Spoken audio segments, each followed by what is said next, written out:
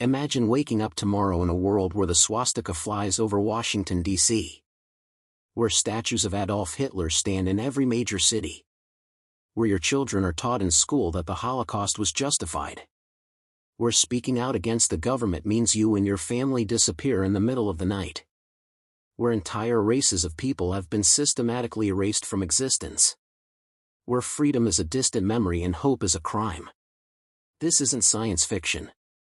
This isn't a horror movie.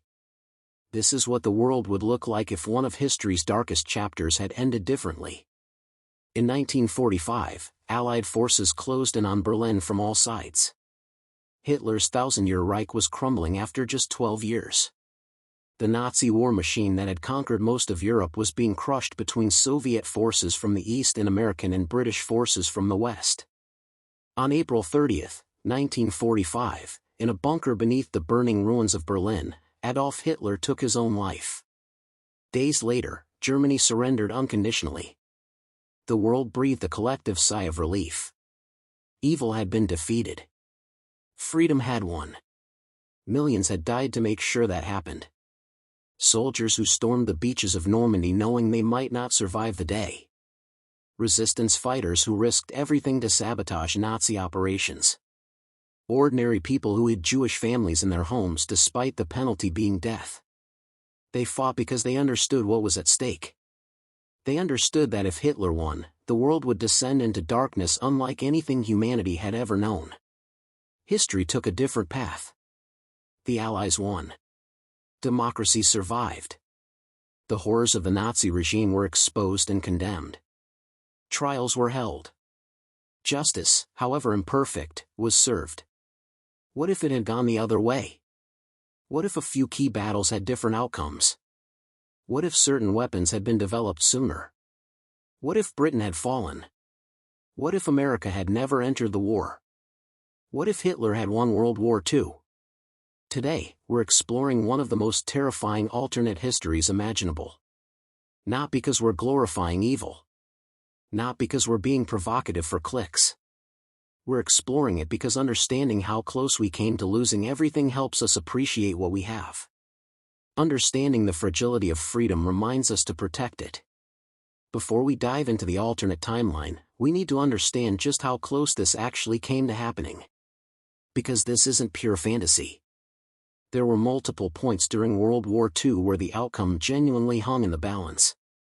If just a few things had gone differently, we might be living in that nightmare world right now. In May 1940, Germany launched a devastating offensive against France, Belgium, and the Netherlands. Within 6 weeks, France had fallen. The speed and brutality of the German blitzkrieg shocked the world. Britain stood alone against the Nazi war machine. If Hitler had successfully invaded Britain in 1940, the war would have been over. There would have been no staging ground for the eventual D-Day invasion. No base for Allied bombers to strike German industry. No Churchill rallying resistance with his speeches. The Battle of Britain was won by the narrowest of margins.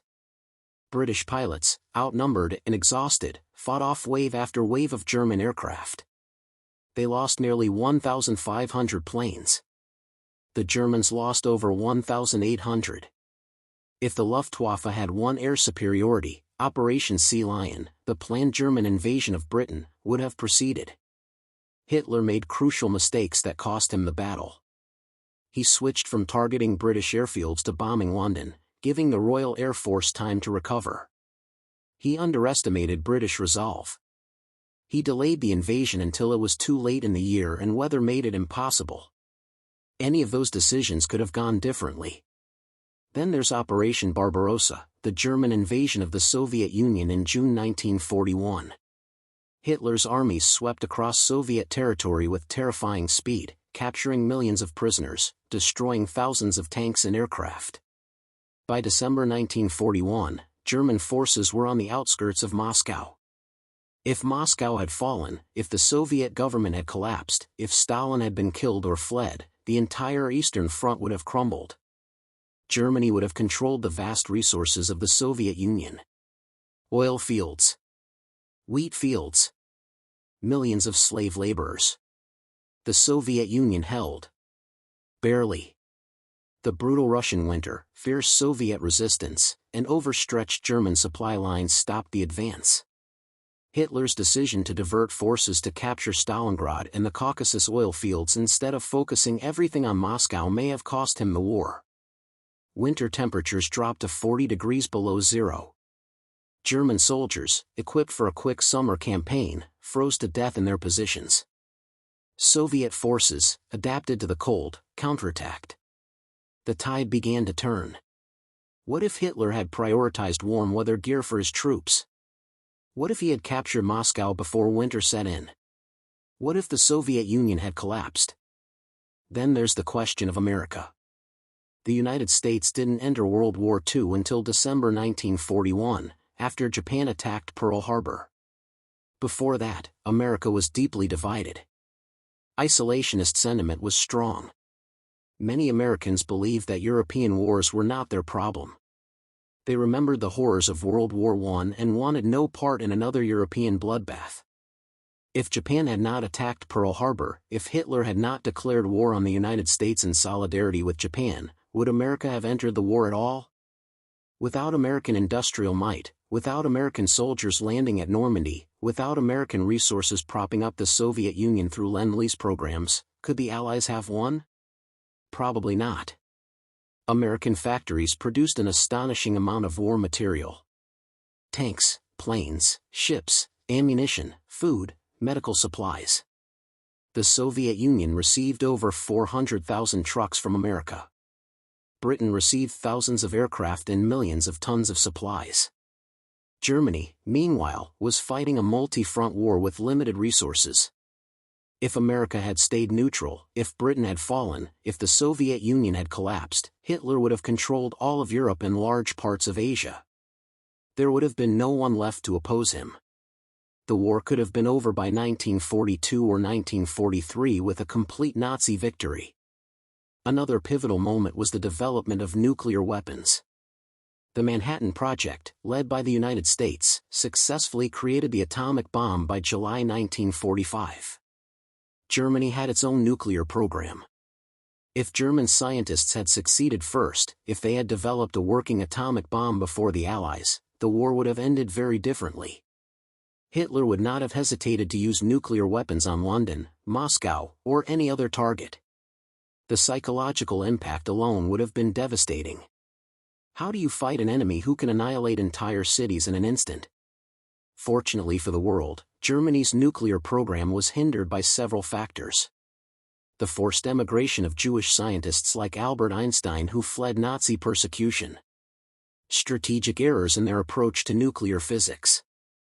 Allied sabotage of heavy water production facilities in Norway. Lack of resources as the war turned against Germany. If any of those factors had been different, if the Nazis had gotten the bomb first, we would be living in a radioactive wasteland under totalitarian rule. What would a Nazi-dominated world actually look like? This is where it gets truly horrifying. Because we have documentation of Hitler's plans. We know what he intended to do if he had one. First, the genocide would have continued and expanded. The Holocaust, which murdered 6 million Jews, would have been completed. Hitler's goal was the total extermination of the Jewish people worldwide. With no one to stop him, he would have hunted down every remaining Jewish person on Earth. The Romani people, homosexuals, disabled people, political dissidents, anyone deemed undesirable by Nazi racial ideology would have been systematically murdered. Tens of millions more would have died. Hitler's general plan called for the depopulation of Eastern Europe.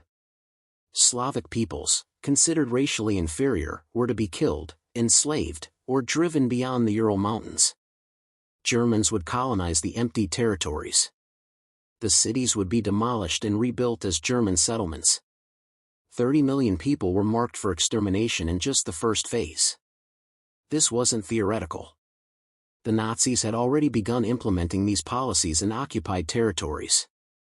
Mass executions, forced labor, starvation, medical experiments. What happened in concentration camps would have been applied on a continental scale. Western Europe would have been Germanized. Children deemed racially acceptable would have been taken from their families and raised as Germans. The rest would have been educated just enough to serve as laborers. No higher education. No intellectual development. Just enough literacy to follow orders. Democracy would have been eradicated everywhere. Nazi puppet governments would have been installed in every country. Elections would have been a sham. Dissent would have been crushed immediately. There would be no free press, no free speech, no freedom of assembly. Informants would be everywhere. Neighbors reporting on neighbors. Children encouraged to inform on their parents if they heard anti-government sentiment. Anyone suspected of disloyalty would be arrested, tortured for information, and executed or sent to labor camps. Religion would have been tightly controlled. Hitler had complicated views on Christianity. He used it when it was politically convenient, exploiting Christian anti-Semitism to build support. Long-term, Nazi ideology was fundamentally opposed to Christian values. Love your neighbor, forgiveness, equality before God. These concepts were antithetical to Nazi racial hierarchy and glorification of strength. Churches that resisted Nazi control were persecuted. Priests and pastors who spoke out were imprisoned or killed. Dietrich Bonhoeffer, a Lutheran pastor who opposed Hitler, was executed in 1945, just weeks before Germany's surrender. If Hitler had won, organized Christianity would have been suppressed or co-opted into a state religion that worshipped the Führer and the German nation rather than God. The cultural devastation would have been unimaginable. Books burned. Art destroyed. Music banned. Science corrupted. The Nazis engaged in massive book burnings, destroying works by Jewish authors, political opponents, or anyone who contradicted Nazi ideology. Libraries were purged. Universities were turned into indoctrination centers. If Hitler had won, entire fields of knowledge would have been erased. Physics, biology, history, philosophy. All would have been rewritten to conform to Nazi ideology. Jewish contributions to science and culture would have been erased from history. Einstein's relativity was denounced as Jewish physics. Modern art was labeled degenerate. Jazz music was banned. The rich diversity of human culture would have been reduced to state-approved propaganda. Children would have grown up knowing only Nazi ideology. From birth, they would have been taught that Germans were the master race. That Hitler was infallible. That obedience to the state was the highest virtue. That weakness deserved extermination. That might makes right. Imagine generations raised in that system. People who had never known freedom. People who couldn't even imagine an alternative. Who would accept brutality and oppression as normal? Who would turn in their own family members for thought crimes? Technology would have advanced, twisted to serve totalitarian purposes. The Nazis were developing advanced weapons. Jet aircraft, ballistic missiles, nerve gas. With unlimited resources and no moral constraints, what horrors would they have created? Surveillance technology to monitor every citizen. Biological weapons to kill selectively by race. Propaganda so sophisticated that resistance became psychologically impossible. The world would have been divided into spheres of influence. Germany dominating Europe and Africa. Japan controlling Asia and the Pacific. Perhaps an uneasy alliance, perhaps eventual conflict between the two totalitarian empires. America, if it had remained independent, would have been isolated and surrounded. Trade cut off. Constant threat of invasion. Living under siege mentality. Maybe America would have eventually fallen too. Maybe there would have been resistance movements, underground fighters trying to preserve the memory of freedom. More likely, within a generation or two, people would have forgotten that democracy ever existed. They would accept tyranny as the natural order of things. Hope would die. Here's what terrifies me most about this alternate history. It's not just the deaths, though those would have numbered in the hundreds of millions. It's not just the physical brutality, though that would have been unimaginable. It's the spiritual darkness. The complete inversion of everything good and true. Nazis worshipped power, violence, and racial purity. They believed that compassion was weakness. That mercy was foolishness. That the strong had the right to dominate and destroy the weak. This is the exact opposite of what God teaches. Jesus said the meek will inherit the earth. That the last will be first. That the greatest among us must be a servant. That we should love our enemies and pray for those who persecute us. Nazi ideology was satanic in the most literal sense. It was a rebellion against God's created order. A rejection of the image of God in every human being. An attempt to replace divine authority with human will to power. If Hitler had won, that philosophy would have dominated the world. Goodness would have been redefined as strength. Truth would have been whatever the state declared. Beauty would have been whatever glorified the regime. Love would have been loyalty to the Führer. The conscience of humanity would have been seared. After enough generations, would people even remember that there had been a different way? Would they be able to conceive of a world built on justice, mercy, and human dignity? Or would those concepts seem like foolish fantasies? There's a reason the Bible talks about principalities and powers, spiritual forces of evil in the heavenly realms. Some events in history are so dark, so opposed to everything good, that they can only be understood as cosmic battles between good and evil. World War II was one of those battles. The Holocaust was evil on a scale that defies comprehension. 6 million Jews murdered. Not in the heat of battle. Not as collateral damage. Systematically, deliberately, industrially exterminated. Men, women, children, babies. Hunted down, rounded up, transported in cattle cars, stripped, gassed, burned. Their bodies turned into ash. Their possessions stolen.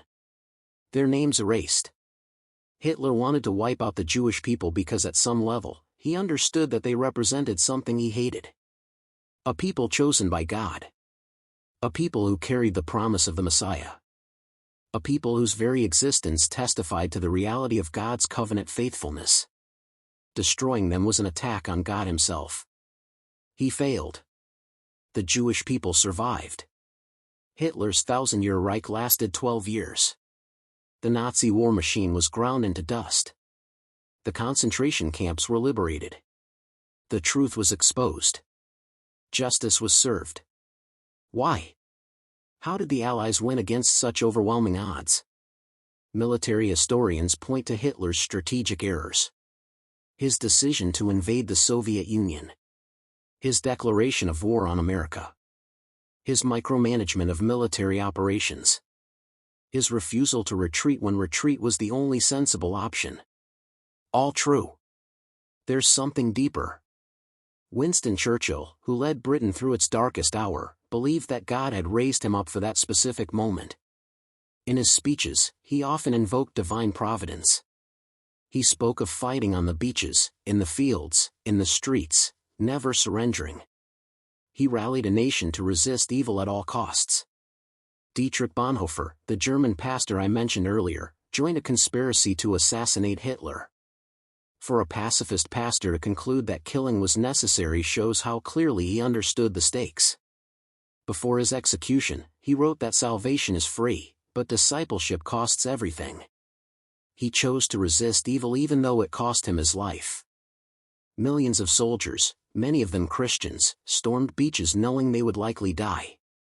They sacrificed themselves so that others could live free. They fought not for conquest, not for glory, but to stop genocide and tyranny. Think about the odds. Britain standing alone after France fell. The Soviet Union on the brink of collapse. America reluctant to enter the war. Germany dominating Europe with a military machine that seemed unstoppable. Yet the Allies won. Hitler's empire collapsed. The concentration camps were liberated. The survivors, skeletal and traumatized, walked out into daylight. Was it just luck? Just military strategy? Or was there a hand of providence guiding events? The Bible teaches that God raises up nations and brings them down. That he opposes the proud and lifts up the humble.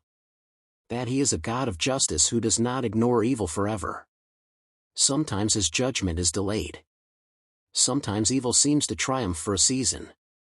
In the end, God wins. Evil destroys itself. Hitler's empire fell. Not because human beings are fundamentally good. We're not. The capacity for evil exists in every human heart. The Allied soldiers who liberated concentration camps came from the same human race as the Nazi guards who ran them. The difference is choice. The choice to resist evil. The choice to sacrifice for others. The choice to believe that some things are worth dying for. Freedom. Justice. Human dignity.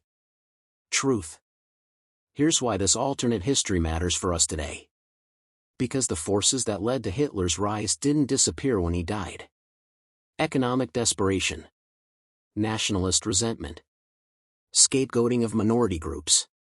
Charismatic leaders promising simple solutions to complex problems. Propaganda that appeals to fear and anger. The erosion of democratic norms. The dehumanization of political opponents. All of these factors are present in the world today. Not in the same form. Not to the same degree. The patterns are recognizable. When a society is under stress, economic collapse, political instability, cultural upheaval, it becomes vulnerable to totalitarian movements. People desperate for security will trade freedom for the promise of order. People angry about their circumstances will embrace leaders who channel that anger towards scapegoats. People who feel humiliated will rally behind nationalist movements that promise to restore greatness. Hitler came to power through democratic means. The Nazi Party won elections. People voted for him. They cheered at his rallies. They believed his promises. They ignored the warning signs. The violence against political opponents. The rhetoric dehumanizing Jews. The dismantling of democratic institutions. They thought they could control him. They thought he would make Germany great again. They were wrong. By the time they realized what they had enabled, it was too late. The lesson is clear. Eternal vigilance is the price of freedom. We cannot take democracy for granted. We cannot assume that what happened in Germany could never happen here. We cannot ignore warning signs because they're politically inconvenient. We have to be willing to call out evil when we see it. Even when it's popular. Even when it wraps itself in the flag and claims to represent the will of the people. Even when opposing it costs us something. The other lesson is about the power of individual resistance. During the Nazi regime, there were Germans who hid Jewish families. Who sabotaged war production. Who smuggled information to the Allies. Who spoke out even when it meant death. They couldn't stop the Holocaust. They couldn't prevent the war. They saved who they could. They resisted where they could. They refused to become complicit. Their actions mattered. Every Jewish child hidden in an attic and smuggled to safety. Every act of sabotage that delayed a weapons shipment. Every small act of resistance was a declaration that evil would not have the final word. There's a story in the Book of Esther about a Jewish woman who became Queen of Persia. When a genocidal plot threatened to destroy her people, she had to decide whether to risk her life by speaking to the king without being summoned, which could mean death. Her cousin Mordecai told her, perhaps you have come to royal position for such a time as this. She chose to act. The plot was foiled. Her people were saved. Throughout history, there have been moments when ordinary people were called to do extraordinary things. To stand up to evil at great personal cost. To risk everything for what was right. World War II was full of such moments. The Danish people smuggling nearly all of Denmark's Jewish population to safety in Sweden. Oskar Schindler, a German businessman, saving over 1,000 Jews by employing them in his factories. Raoul Wallenberg, a Swedish diplomat, issuing protective passports and sheltering tens of thousands of Jews in Budapest. Irina Sendler, a Polish social worker, smuggling 2,500 Jewish children out of the Warsaw Ghetto. These people were not superhuman. They were ordinary people who chose courage over comfort. Who chose to act even when the cost was high. Who understood that some things are worth dying for. We may never face a threat as extreme as Nazi Germany. We will face moments that test our character. Moments when speaking up costs us something. When doing the right thing is unpopular. When standing for truth makes us uncomfortable. In those moments, we have to decide what kingdom we're serving. The kingdom of this world, which is often built on power, greed, and self-interest. Or the kingdom of God, which is built on love, justice, and sacrifice. The kingdom of God is not advanced by military conquest. It's advanced by people choosing to love their neighbors. To speak truth. To protect the vulnerable. To resist evil in whatever form it takes. To live as lights in the darkness. Hitler wanted to create a kingdom that would last 1,000 years. It lasted 12. God's kingdom is eternal. It cannot be destroyed by tyrants. It cannot be defeated by armies. It advances quietly, through the choices of individuals who decide to follow Jesus even when it costs them everything. What if Hitler had won World War II? We would be living in hell on earth. Darkness would have covered the globe. Freedom would be a forgotten dream. Millions more would have died. The image of God in humanity would have been systematically defiled and destroyed. He didn't win. The Allies triumphed. Democracy survived. The camps were liberated. Evil was defeated, at least for that moment. Not because human beings are inherently good. Not because history automatically bends toward justice. People chose to resist. People chose to sacrifice. People chose to fight evil even when the cost was unbearable. Soldiers who died on beaches. Resistance fighters who were tortured and executed. Ordinary people who hid refugees knowing they would be killed if discovered. They paid the price for freedom. We inherited the world they fought for. A world where democracy is possible. Where human rights are recognized, even if imperfectly protected. Where the Holocaust is remembered and condemned. Where we can speak truth without fear of being dragged away in the night. That inheritance is fragile. It can be lost. It has to be defended in every generation. Not just on battlefields, though sometimes that's necessary.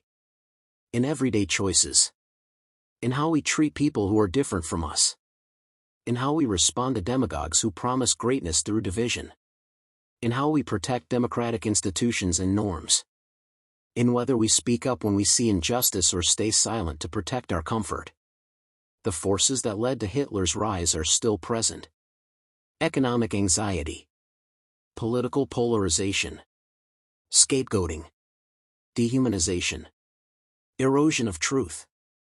They manifest differently today. The pattern is the same. We have to be vigilant. We have to remember history. We have to teach our children what happened and why it must never happen again. More than that, we have to remember that our ultimate hope is not in political systems. Democracy is better than tyranny, absolutely. Even the best human government is flawed. Even in democracies, injustice happens. Power corrupts. Our ultimate hope is in a kingdom not of this world. A kingdom where the Lamb who was slain reigns forever. Where swords are beaten into plowshares. Where the wolf lies down with the lamb. Where every tear is wiped away. Where evil is finally defeated not by human armies but by the return of the King of Kings. We're not there yet. We're still in the struggle. Still resisting darkness. Still choosing between the kingdoms of this world and the kingdom of God. Every act of courage matters. Every choice to love instead of hate. Every decision to speak truth instead of going along with lies. Every moment when we protect the vulnerable instead of looking away. These are not grand historical gestures. They're the daily decisions that shape the world. Hitler lost. Evil was defeated in that moment. The war against darkness continues. In our hearts. In our societies. In the spiritual realms. We fight not with hatred but with love. Not with violence but with truth. Not with power but with sacrifice. That's what the Great Question Project is all about. We're not here to give you easy answers or make you comfortable. We're here to ask the hardest questions humanity faces. Questions about medicine, history, relationships, religion, society. We explore them honestly, deeply, and courageously. The greatest questions don't always have easy answers. They're worth asking anyway. They force us to confront uncomfortable truths. They remind us of what matters. They call us to live worthy of the sacrifices others made for our freedom. If this video made you think, if it challenged you, if it reminded you to cherish freedom and resist evil wherever you find it, share it. Talk about it. Remember it.